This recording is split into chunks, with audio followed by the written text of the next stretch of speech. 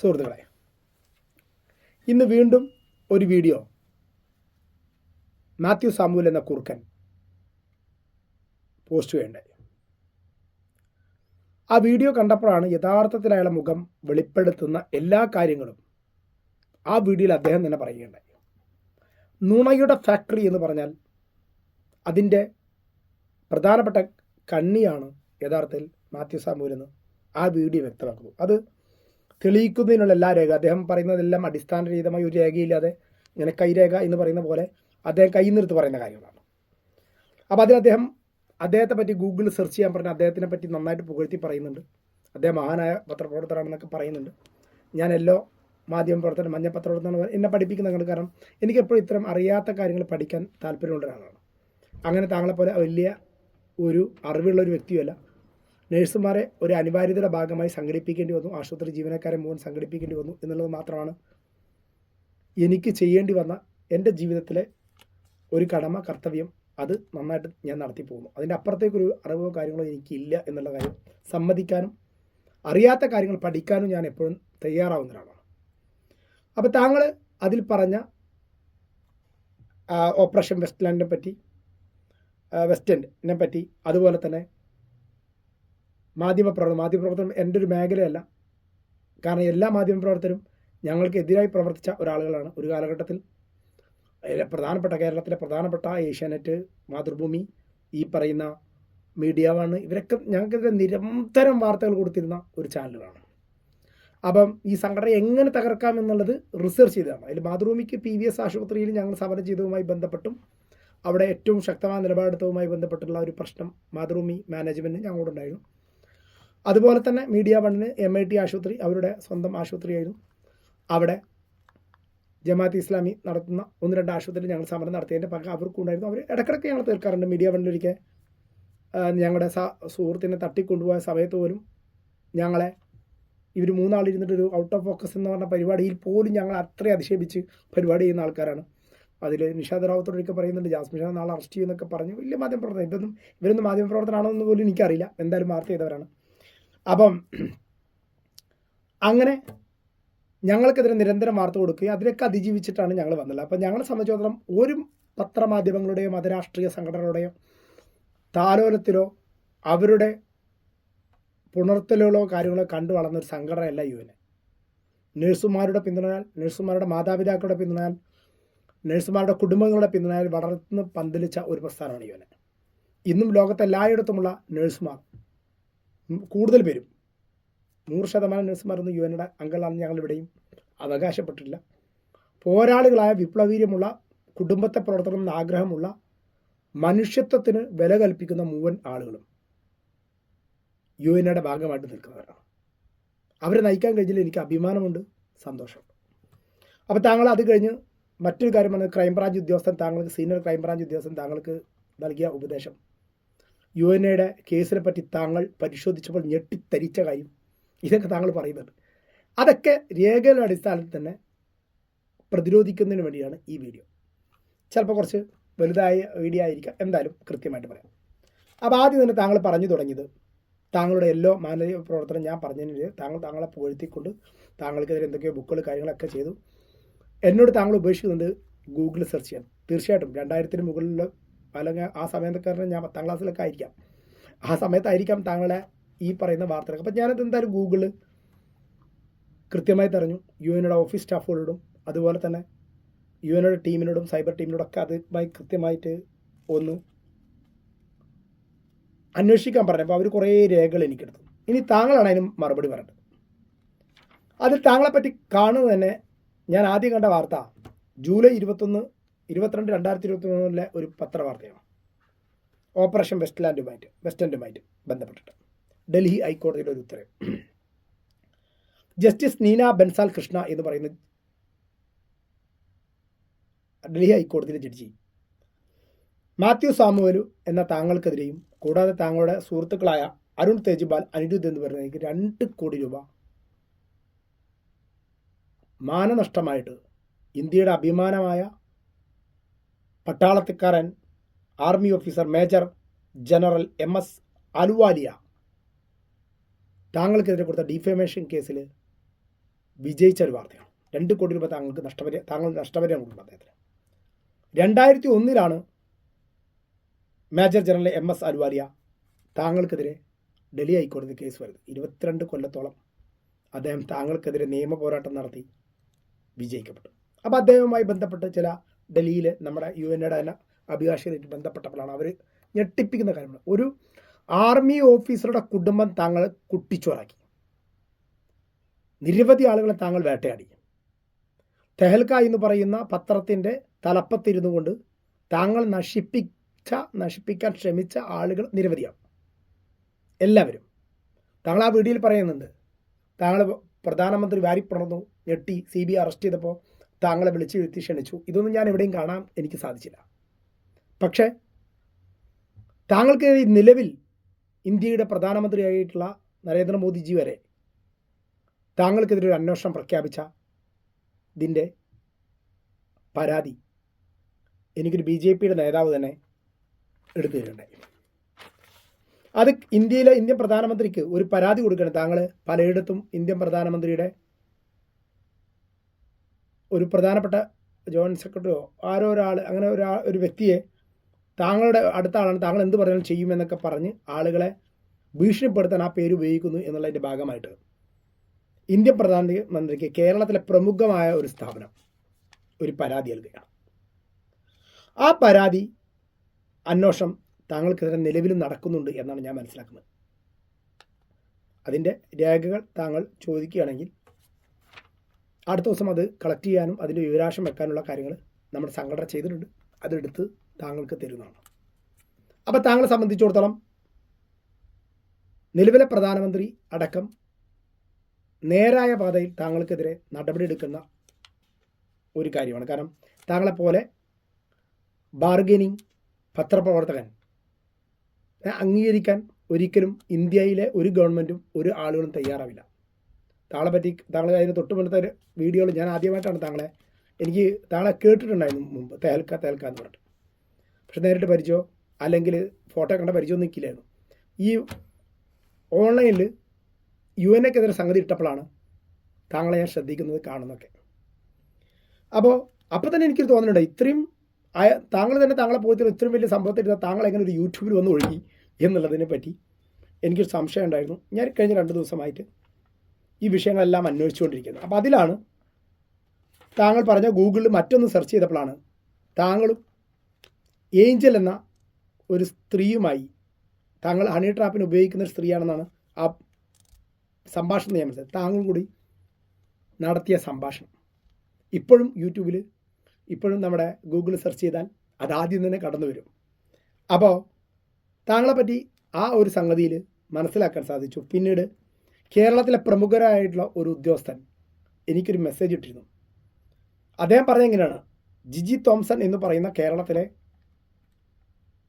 Chief secretary ആയിരുന്ന ആളെ താങ്കൾ ഹണി ട്രാപ്പ് ഉപയോഗിച്ചു, അതിനുപയോഗിച്ച ലേഡിയുടെ ശബ്ദമാണത് എന്നാണ് മനസ്സിലാക്കുന്നത്. ആ ജിജി തോംസൻ്റെ ഭാവി നശിപ്പിക്കാൻ വേണ്ടിയുള്ള എല്ലാ കാര്യങ്ങളും ശ്രമിച്ച താങ്കൾ ഒരു ക്രിമിനൽ എന്ന് പദത്തിന് അനുയോജ്യനല്ലേ എന്നുള്ളതാണ് എൻ്റെ ചോദ്യം. പിന്നെ താങ്കൾ അവസാനം പറയുന്നത്, ഞാൻ ഈ വിഷയത്തിൽ UNയുടെ വിഷയത്തിൽ ക്രിസ്ത്യൻ ആശുപത്രി മാനേജ്മെൻറ്റുകൾക്കൊപ്പം ഉറച്ചു നിൽക്കും.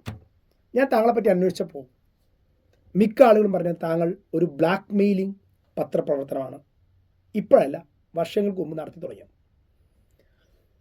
അതിൽ താങ്കൾ ഏറ്റവും കൂടുതൽ ബ്ലാക്ക് മെയിൽ ചെയ്തിട്ടുള്ളതും ഈ ക്രിസ്ത്യൻ മാനേജ്മെൻറ്റുകളെ തന്നെയാണ് എന്നുള്ളത് എൻ്റെ അന്വേഷണത്തിലും ഞങ്ങളുടെ സംഘടനാ അന്വേഷണത്തിലും ഞങ്ങൾക്ക് മനസ്സിലായത്. അതിന് ഉപോത്കമായ കാര്യം, താങ്കൾക്കെതിരെ ഡൽഹി ഹൈക്കോടതിയിൽ ഒരു കേസ് നടക്കുന്നുണ്ട്. ആ കേസ് നടന്നത് കേരളത്തിൽ തന്നെ താങ്കളുടെ ആദ്യ വീഡിയോയിൽ പ്രതിപാദിച്ച ബിലീവേഴ്സ് ആശുപത്രി മാനേജ്മെൻറ്റാണ്. UN തകർക്കാൻ ശ്രമിച്ചു എന്ന് താങ്കൾ ആരോപിച്ച അതേ മാനേജ്മെൻറ്റാണ് താങ്കൾക്കെതിരെ ഡൽഹി ഹൈക്കോടതിയിൽ കേസ് കൊടുത്തത്. അവർ തന്നെ അതുമായി ബന്ധപ്പെട്ട് ഞങ്ങൾ വിശദമായിട്ടൊന്ന് അന്വേഷിച്ച സമയത്ത് അവർ നിങ്ങൾക്ക് കാക്കനാട്ട് കേസ് കൊടുത്തു. പക്ഷേ കാക്കനാട്ടെ ബിലീവേഴ്സ് ആശുപത്രി മാനേജ്മെൻറ്റ് വക്കീലിനെ താങ്കൾ സ്വാധീനിക്കുകയുണ്ടായി. അദ്ദേഹം ഹാജരാവാതെ താങ്കളതിൽ നിന്ന് രക്ഷപ്പെടാൻ പോകുന്ന സമയത്ത് അവർ ഇപ്പോൾ അത് റീപെറ്റീഷനായിട്ട് എടുത്ത് കോടതിയിൽ ഹർജി കൊടുത്ത് അതും വാദിക്കാൻ നിൽക്കുന്നു. ബിലീവേഴ്സ് ആശുപത്രി മാനേജ്മെൻറ്റ് താങ്കൾക്കെതിരെ ബിലീവേഴ്സ് ഗ്രൂപ്പ് താങ്കൾക്കെതിരെ പലയിടങ്ങളിലും കേസ് ഫയൽ ചെയ്തതായിട്ട് ഞങ്ങൾക്ക് മനസ്സിലാക്കാൻ സാധിച്ചിട്ടുണ്ട്. ഇതെല്ലാം വീണ്ടും പറയുന്നു, താങ്കൾ ഗൂഗിളിൽ സെർച്ച് ചെയ്യണം, താങ്കളെപ്പറ്റി സെർച്ച് ചെയ്യണം എന്ന് പറഞ്ഞപ്പോൾ കിട്ടിയ ഒരു സംഗതിയാണ്. ഇതിൽ താങ്കളോട് എനിക്ക് ഉള്ള ഒരു വിയോജിപ്പ്, താങ്കൾ ബിലീവേഴ്സ് ആശുപത്രിയിൽ ആദ്യം ബിലീവേഴ്സ് ആശുപത്രി മാനേജ്മെൻറ്റ് താങ്കൾ തെഹൽക്കയിൽ വർക്ക് ചെയ്യുമ്പോൾ 1 കോടി രൂപ താങ്കൾ ചോദിച്ചു.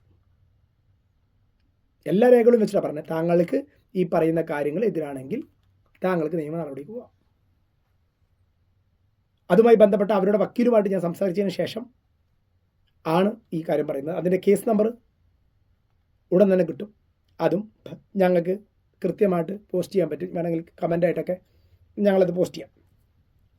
അപ്പോൾ ബിലീവേഴ്സ് മാനേജ്മെൻറ്റിനോട് തെഹൽക്കയിലിരിക്കെ താങ്കൾ 1 കോടി രൂപ ചോദിച്ചു. അവർ പറഞ്ഞു, നിങ്ങൾക്ക് ഞങ്ങളെ സംബന്ധിച്ചിടത്തോളം 2 ലക്ഷം 3 ലക്ഷമൊക്കെയാണ് ഞങ്ങൾ പരസ്യങ്ങൾക്ക് കൊടുക്കുക, അതിനപ്പുറത്തേക്ക് തരാൻ പറ്റില്ല എന്ന് പറഞ്ഞു. താങ്കൾ അവസാനം താങ്കളുടെ ഭീഷണി ഒക്കെ ഭയന്നാവാൻ ആ പാവങ്ങൾ നിങ്ങൾക്ക് 10 ലക്ഷം രൂപ അക്കൗണ്ടിൽ തന്നു. താങ്കളുടെ അക്കൗണ്ടിലാണ്. ശരിക്കും പറഞ്ഞാൽ താങ്കൾ ഞങ്ങളെ ഒക്കെ പറ്റി പറയുന്ന കുറേ കാര്യങ്ങളുണ്ട്. അപ്പോൾ താങ്കളുടെ അക്കൗണ്ടിലേക്ക് അല്ലെങ്കിൽ അക്കൗണ്ടഡായിട്ട് എന്തായാലും 10 ലക്ഷം രൂപ തന്നു.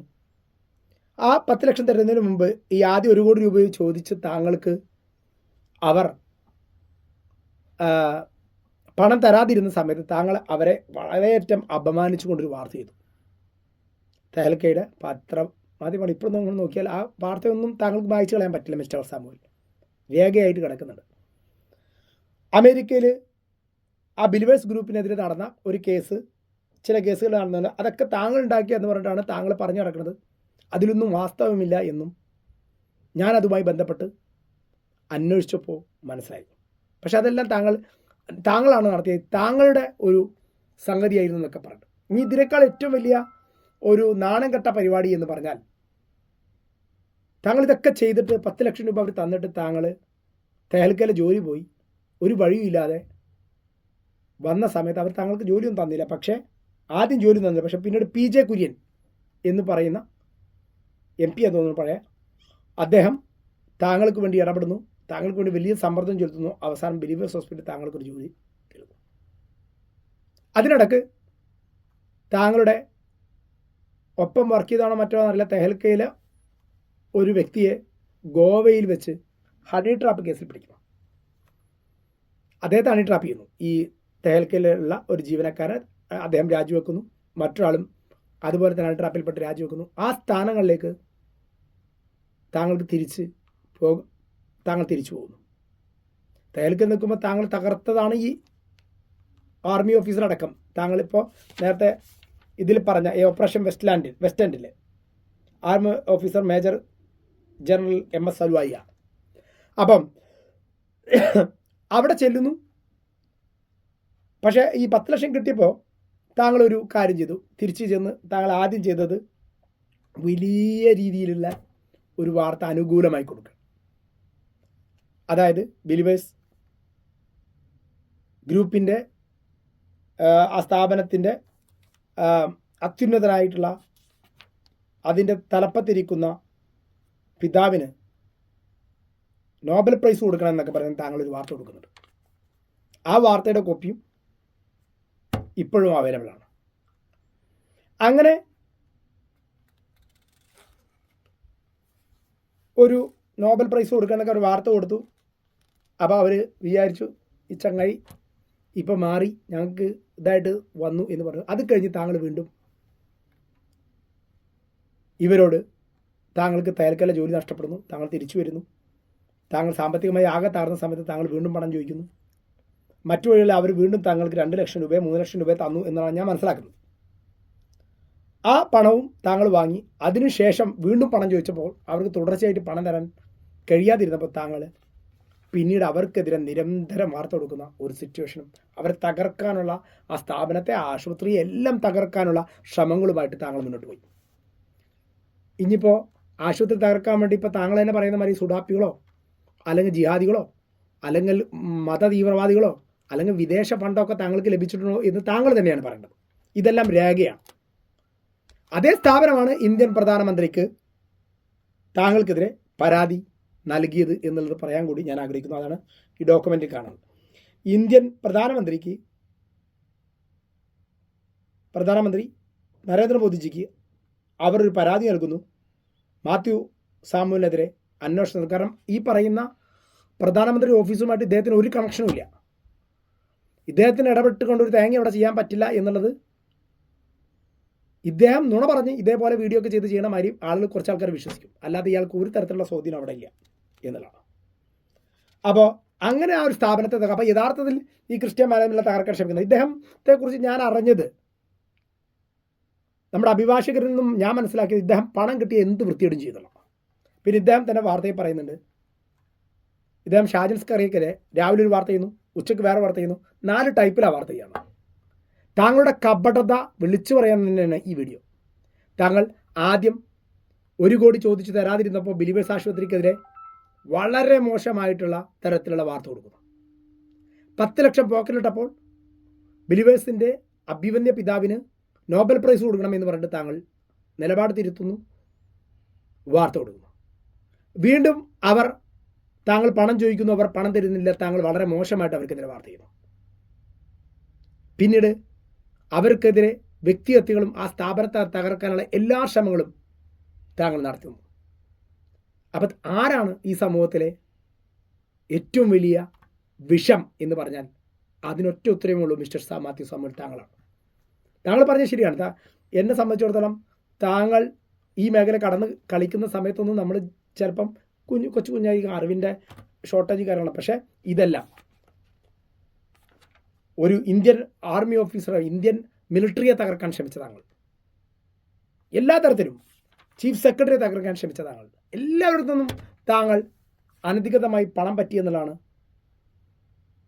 രേഖകളിൽ നിന്നും വാർത്തകളിൽ നിന്നും ഞാൻ മനസ്സിലാക്കിയത്.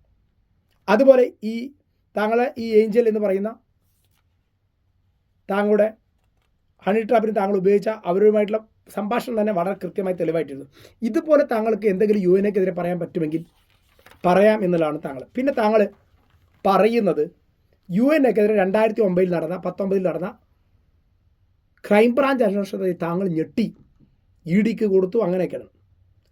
താങ്കൾക്ക് സീനിയർ ക്രൈംബ്രാഞ്ച് ഉദ്യോഗസ്ഥരുമായി സംസാരിച്ചു. എനിക്ക് തോന്നുന്നു താങ്കൾക്ക് ഒരു ഉദ്യോഗസ്ഥനായിട്ട് ഒരു ബന്ധവും ഇല്ല എന്നാണ് ഞാൻ മനസ്സിലാക്കുന്നത്. എല്ലാ പോലീസുകാരായാലും മറ്റവരായാലും താങ്കളെ സംബന്ധിച്ചൊരു ഫ്രോഡാണ് എന്നുള്ള അഭിപ്രായമാണ് എന്നോട് പങ്കുവച്ചത്.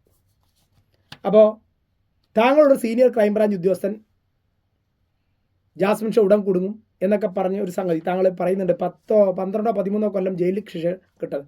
ഞങ്ങൾക്കെതിരെ ഇട്ട ഏറ്റവും വലിയൊരു കേസ് എന്ന് പറഞ്ഞാൽ IPC 420 ആയിരുന്നു, സാമ്പത്തിക ക്രമക്കേട് വകുപ്പുള്ള ഒരു കേസ്. ഇതാണ് അതിൻ്റെ പ്രാഥമിക വിവര റിപ്പോർട്ട്. ഞങ്ങളെ വളരെ ശക്തമായി സർക്കാർ വേട്ടയാടി. ഇത് ഞങ്ങൾ വിവരാവകാശ പ്രകാരം എടുത്ത ഒരു രേഖയാണ്. ഞങ്ങൾക്കെതിരെ അന്വേഷിച്ചതിൻ്റെ പകർപ്പ് താങ്കൾ പറഞ്ഞു. താങ്കൾ ആ വാർത്ത, ആ റിപ്പോർട്ട് മേടിച്ച് വെട്ടിത്തെരിച്ചു. ഇന്നും ഞാൻ പറയുന്നു, ഏതെങ്കിലും ഒരു സംഗതി റിപ്പോർട്ടിൽ 3.5 കോടി എന്നുണ്ടെങ്കിൽ തന്നെ ഈ സംഘടനയുടെ ഞാൻ രാജിവെക്കാം. താങ്കൾക്ക് ഉള്ള എൻ്റെ ഒരു മുന്നറിയിപ്പാണ്. രണ്ടാമത്, ഈ വിഷയത്തിൽ വളരെ കൃത്യമായിട്ട് ഈ രേഖ, ഇത് വിവരാവകാശത്തിൻ്റെ ഇത്രയും പകർപ്പുണ്ട്, താങ്കൾക്ക് എടുത്തു നോക്കാം. ഇത് ഏകദേശം ഒരു 43 പേജുണ്ട് മൊത്തം റിപ്പോർട്ട്. അതിൽ കൃത്യമായിട്ട് പറയുന്നുണ്ട്, സംസ്ഥാന സെക്രട്ടറിയുടെ ട്രഷറും കണക്കുകൾ പരിശോധിച്ചതിൽ ജില്ലാ ട്രഷറർ മൊഴിയുടെ അടിസ്ഥാനത്തിൽ അവർ പറഞ്ഞ കണക്കുകൾ ഒത്തുപോകുന്നതും ഈ കാര്യങ്ങളൊക്കെ തന്നെ സംസ്ഥാന കമ്മിറ്റി യഥാസമയങ്ങളിൽ മിനിറ്റ്സ് രേഖപ്പെടുത്തി കാണുന്നു. അതിൻ്റെ രേഖകൾ ഓഡിറ്റിന് വിധേയമായി കാണുന്നുണ്ടെന്നും ബാങ്ക് സ്റ്റേറ്റ്മെൻറ്റുകൾ ഒത്തുനോക്കിയതിൽ ശരിയായി കാണുന്നുണ്ടെന്നും സംഘടന വാഹനങ്ങൾ വാങ്ങിയതിൻ്റെ എഗ്രിമെൻറ്റും ഓഫീസ് വാങ്ങിയതിൻ്റെ എഗ്രിമെൻറ്റും പരിശോധിച്ചുള്ളതും അത് ശരിയായ ദിശയിൽ കാണുന്നുണ്ടെന്നും സംഘടന നൽകിയ സഹായധനത്തിൻ്റെ രേഖകൾ നോക്കിയതിൽ ശരിയാവണ്ണം കാണുന്നുണ്ടെന്നും ഈ കാലഘട്ടത്തിൽ വിവിധ വ്യക്തികൾ ചിലവാക്കിയതും ഓരോ മാസം ചിലവാക്കിയതുമായ തുകകളും വൗച്ചറുകളും റെസിപ്റ്റുകളും സംഘടന ഹാജരാക്കിയിട്ടുള്ളതും ഇവ പരിശോധിച്ചാൽ പ്രഥമദൃഷ്ടിയ ബാങ്ക് സ്റ്റേറ്റ്മെൻറ്റും ഓഡിറ്റ് റിപ്പോർട്ടുമായി ഒത്തുപോകുന്നുണ്ടെങ്കിലും പരാതിക്കാർ ഉന്നയിച്ച കാര്യങ്ങൾ ആയ രേഖകൾ പരിശോധിച്ചതിലും മൊഴികൾ പരിശോധിച്ചതിലും അടിസ്ഥാനരഹിതമാണെന്നും വളരെ കൃത്യമായിട്ട് അടിസ്ഥാനരഹിതമാണെന്നും ബോധ്യപ്പെട്ടിട്ടുണ്ട്.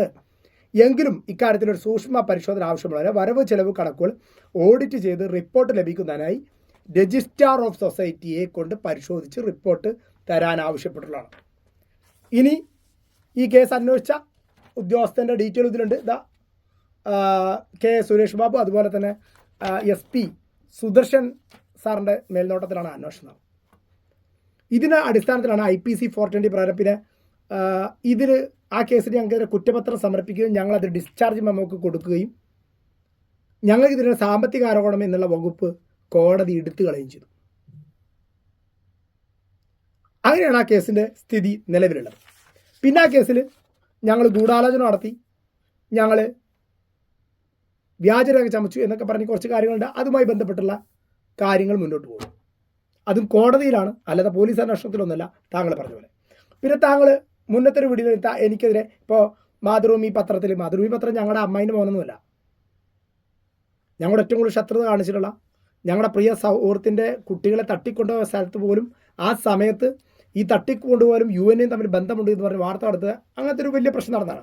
പിന്നീട് ഞങ്ങൾ അവരും കൂടി തമ്മിൽ ഒരു കോംപ്രമൈസൊക്കെ ആയതാണ് ആ വിഷയത്തിൽ. അപ്പോൾ മാധ്യമങ്ങൾക്ക് എന്ത് വാർത്തയും കൊടുക്കാം എന്നുള്ളത് കൊണ്ട് താങ്കൾക്ക് കോടതി രേഖകളോ മറ്റു രേഖകളോ ആയിട്ട് UN പറ്റി പറയും. താങ്കൾ പറഞ്ഞ മാതിരി UN പറ്റി ഡീപ്പായിട്ട് അന്വേഷിക്കാൻ താങ്കൾ ഇറങ്ങും. വെല്ലുവിളിക്കുന്നു താങ്കൾ പറഞ്ഞു താങ്കൾക്ക് എന്തോ കേസ് കൊടുക്കണം, എന്നാലും ഇറങ്ങാൻ പറ്റുള്ളൂ. അതിൻ്റെ സാധ്യതകൾ ഞങ്ങൾ തേടിക്കൊണ്ടിരിക്കുകയാണ്. ഞങ്ങളുടെ അഭിഭാഷകരെ ഞങ്ങൾ കണ്ടിട്ടുണ്ട്. UN നല്ല അഭിഭാഷക ടീമുണ്ട്, ഒരു തർക്കവും വേണ്ട. അതിൻ്റെ നിയമത്തിലെ എല്ലാ സാധ്യതകളും വെച്ച് വർഗീയ വിഷം തുപ്പിയതിൻ്റെ പേരിൽ, ഒരു സമൂഹത്തെ അടച്ചാക്ഷേപിച്ചതിൻ്റെ പേരിൽ, കൊണോപ്പന്മാരെന്നൊക്കെ വിളിച്ച് UN പ്രവർത്തകരെ വിളിച്ചു എന്ന് താങ്കൾ പറഞ്ഞല്ലോ, അതിൻ്റെ പേരിൽ, ഒരു സമൂഹത്തെ അധിക്ഷേപിച്ചതിൻ്റെ പേരിൽ, വർഗീയമായി ചേരിതിരിവുണ്ടാക്കാൻ ശ്രമിച്ചതിൻ്റെ പേരിൽ, ഒരു സമൂഹത്തിൽ സ്പർദ്ധ ഉണ്ടാക്കാൻ ശ്രമിച്ചതിൻ്റെ പേരിൽ, ആശുപത്രി മാനേജ്മെൻറ്റുകളും UN തമ്മിലുള്ള നല്ല സൗഹൃദം തകർക്കാൻ ശ്രമിക്കുന്നതിൻ്റെ പേരിൽ താങ്കൾക്കെതിരെ ഉജ്ജ്വലമായ നിയമ നടപടികളുമായിട്ട് ഞങ്ങൾ മുന്നോട്ട് പോകും. താങ്കളുടെ ഈ നുണ പറച്ചിൽ താങ്കൾ നിർത്തണമെന്നതാണ്. താങ്കളുടെ വീഡിയോ മുന്നത്തെ വീഡിയോ ഞാൻ കണ്ടു. ഞാൻ ആദ്യമായിട്ട് ഞാൻ പറഞ്ഞല്ലോ. അപ്പോൾ അതിൽ പറയുന്നത് താങ്കൾ ഖത്തറിന് അമീർ വരുന്നു, അമീറിനെ പ്രധാനമന്ത്രി ചവിട്ടിപ്പുറത്താക്കുന്നൊക്കെ പറഞ്ഞ് താങ്കൾ വീഡിയോ ചെയ്യുന്നു. നമ്മൾ കണ്ടതാണ് എന്താണ് സംഭവിച്ചത്. അതാണ് ഞാൻ പറഞ്ഞത്. ഇദ്ദേഹത്തിന് പ്രധാനമന്ത്രി ഓഫീസോ അവിടുമായിട്ട് ഒരു ബന്ധവുമില്ല. പ്രധാനപ്പെട്ട പല BJP നേതാക്കന്മാർ നമ്മളുമായിട്ട് സംസാരിക്കുമ്പോൾ ഇദ്ദേഹത്തിന് ഒരു സംഗതിയില്ല. ഇദ്ദേഹത്തെ ഒരിക്കൽ BJP കേന്ദ്ര നേതൃത്വത്തിന് ഇദ്ദേഹം ജയിപ്പിച്ചു കൊടുക്കാന്നൊക്കെ പറഞ്ഞിട്ട് അങ്ങനെയും പണം മേടിച്ച് പറ്റിച്ചിട്ടുണ്ട് എന്നുള്ള വാർത്തകളടക്കം ഞങ്ങളോട് പലരും പങ്കുവെക്കുകയുണ്ടായി. ഓൺലൈനുകളായി ഞാൻ സംഘടിപ്പിക്കാന്നൊക്കെ പറഞ്ഞു. പിന്നെ നാരദ ന്യൂസ്, പിന്നെ താങ്കൾ ഞാൻ പറഞ്ഞ പാലയിൽ UN യൂണിറ്റ് ഇടും, തമാശയ്ക്ക് പറഞ്ഞതല്ല, താങ്കളോട് വളരെ വ്യക്തമായിട്ട് പറയും. പാലാ മരിയൻ ഹോസ്പിറ്റൽ, അവിടുത്തെ നഴ്സുമാർ UN ചേരാൻ തയ്യാറായി വന്നത് താങ്കളുടെ വീഡിയോയും ഇവരുടെ പ്രചാരണം കണ്ട ശേഷമാണ്. താങ്കൾ ആ വിഷയത്തിൽ ഇടപെടും. പാലാ മരിയൻ ആശുപത്രിയിൽ നടക്കുന്നത് തുച്ഛമായ ശമ്പളമാണ്. ഇത് ഞങ്ങൾ പറയണ്ട, നിങ്ങൾ പോയി പരിശോധിക്കൂ. ഞങ്ങൾ ഇടപെട്ടതിന് ശേഷം അയ്യോ അമ്മേ അച്ഛാ പോവല്ലേ ഇത് വർഗീയതയാണ് എന്ന് പറയരുത്. അവിടെ 1 രൂപ പോലും ശമ്പളം വാങ്ങാതെ ആളുകൾ പണിയെടുക്കുന്നു. അവർക്ക് കൊടുക്കുന്ന സർട്ടിഫിക്കറ്റിൽ തന്നെ അത് മെൻഷൻ ചെയ്യുന്നുണ്ട്. ഈ സർട്ടിഫിക്കറ്റ് ഇപ്പോൾ കാണിച്ചു തരും. അതിൽ കൃത്യമായിട്ട് ഇതിന് വളണ്ടറി എക്സ്പീരിയൻസ് സർട്ടിഫിക്കറ്റ്, അങ്ങനെ എക്സ്പീരിയൻസ് സർട്ടിഫിക്കറ്റ് ആർക്കെങ്കിലും കിട്ടിയിട്ടുണ്ടോ? വളണ്ടറി എക്സ്പീരിയൻസ് സർട്ടിഫിക്കറ്റ് തന്നെ ഇങ്ങനെയാണോ സർട്ടിഫിക്കറ്റ് ഉള്ളത്? താങ്കൾ അതുകൊണ്ടായിരിക്കും പറഞ്ഞത് നഴ്സുമാർ സൗജന്യമായിട്ട് സേവനം ചെയ്യണം. സൗജന്യമായിട്ട് സേവനം ചെയ്ത മിസ്റ്റർ മാത്യു സാമുവൽ ഇവരുടെ കുടുംബത്തിലെ എയർ ഭക്ഷിച്ചാൽ പോരാ. ഒരു പ്രൊഫഷൻ എന്നുള്ള നിലക്ക് നഴ്സുമാർക്ക് മാന്യമായ ശമ്പളം. ഉടനെ താങ്കൾ പറഞ്ഞു ജാസ്മിൻ ഷാ പറഞ്ഞത്ര ആസ്റ്റർ മെഡിസിറ്റിയിൽ 50,000 രൂപയ്ക്ക് മുകളിൽ കിട്ടുന്നുണ്ട്, അല്ലെങ്കിൽ കുറച്ച് മുസ്ലിം മാനേജ്മെൻറ്റിൻ്റെ പേര് പറഞ്ഞു. മിസ്റ്റർ മാത്യു സാമുവൽ എന്ന വർഗീയവാദി ക്രിമിനൽ, താങ്കളോട് ഞാൻ പറയാം, ഞാൻ അങ്ങനെ എവിടെയും പറഞ്ഞിട്ടില്ല. ഒരു പോസ്റ്റ് ഒരു കമൻ്റ് ഇട്ട ഒരാൾ നിങ്ങൾ എന്തുകൊണ്ട് ആസ്റ്ററിലും ഇക്രയിലും സമരം ചെയ്തു, അപ്പോൾ അതിന് വിശദീകരിച്ചുകൊണ്ടാണ് ഞാനൊരു പോസ്റ്റ് ഇട്ടത്. താങ്കൾ അതും കണ്ടു, അതും വർഗീയവൽക്കരിക്കാമെന്ന് വെച്ചു. കേരളത്തിൽ ശരാശരി എടുത്താൽ ഏറ്റവും കൂടുതൽ ശമ്പളം വാങ്ങുന്നത് ജൂബിലി മിഷൻ മെഡിക്കൽ കോളേജിലെ നഴ്സുമാരാണ്. 2011 മുതൽ UN സ്വാധീനമുള്ള ഏറ്റവും കൂടുതൽ ആളുകൾ ഏറ്റവും കൂടുതൽ വേതനം വാങ്ങുന്ന കേരളത്തിലെ